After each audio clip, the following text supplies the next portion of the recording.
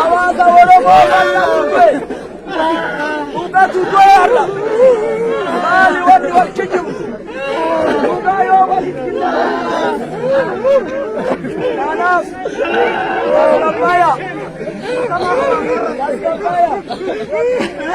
har'a guyyaa wal geggeessan argu.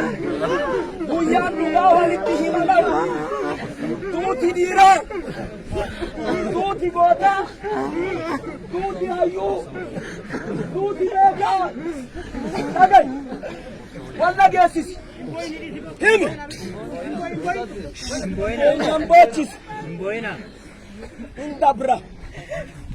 Dukkana baay'ee dabarre. Asi warri mootummallee si gaaf. Adii isinitti himna. Adii isinitti himna. Barcuma irra jirtan kana dhiiga ilmaan Oromootiin as deettan.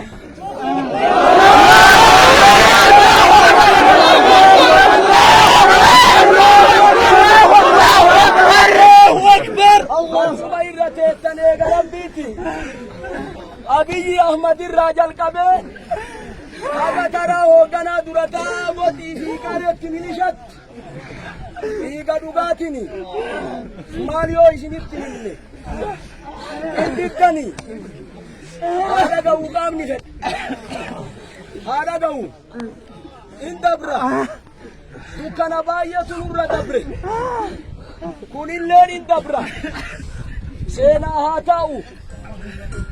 Kanaaf lubbuu Rabbi harkaa qabu jedhee wanni an quuxawu wanni an sodaatu qasatoon dheessitee buree yoo seente boolla wakkaallee fi awwaaltii keessaan lubbuu tee yoo seente hin baata achillee dhugaa dubbatuu jecha kabaja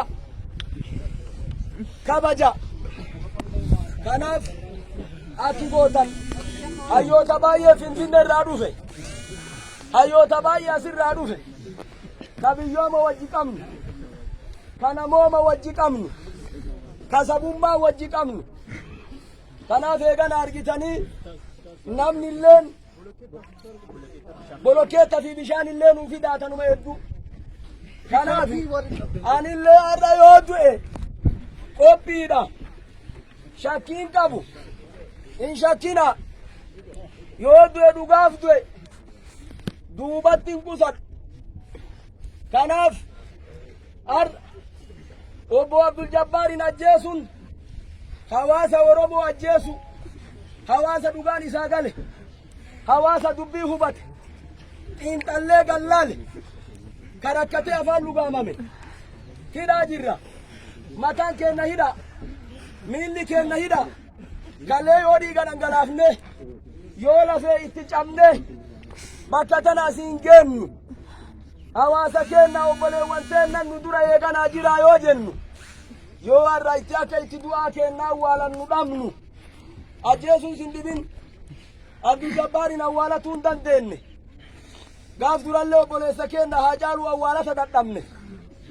Kanaaf Joohar Baqqalaan faan hidhamtoonni siyaasa Oromoo warri eeganaa dhugaa hidhaman silaa asitti argamutu irra ture.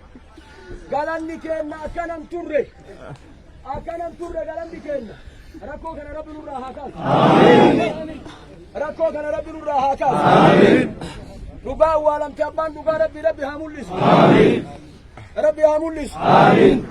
Kanaaf walquba haa qabaannu qaaman qalbiin humnaan amma obboleessi keenna nu mara eeganaa yatiima godhe. Yatiima jechaan ijoollee abbaan qabne maan nurraa du'e qaama gurbaa kana ajjeese Rabbi haa mul'isu. Rabbi haa mul'isu. Rabbi haa mul'isu. Waan dhugaa eeganaa hawaasa kanaa nama kanaa Rabbi haa baasu. Rabbi haa baasu. Kanaaf tasgabbaayaa namni amma obbo Maammoo Gadaa as jiranii namni tokko hawaasa keenya ka wajjin jirurraa as bayanii asitti haasawa haa godhani. Haasawa barbaanna. Lubbuu goda keessan hin dheessina. nama amma lubbuun itti fuudhe rabbu lubbuu itti fuudhaa jira. Kana deebi'ee nu nyaate rabbi isa haa qabu. Rabbi isa haa dhawu.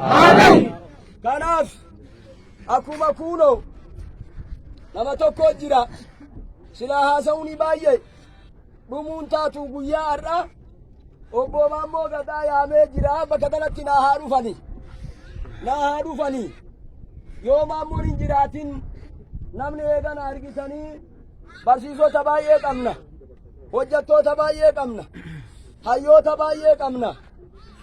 Sheehajilleen dhufanii as keessa jiran natti fakkaate. Kanaaf eegan argitanii isaanilleen haasawa gabaabaa dhiyana namaa ta'u akka eeganaa nu dabarsan isaan isinii affeeraa maal jettan? Kunoo eegana argitanii asitti asaa dhufanii as deemaa eegana argitanii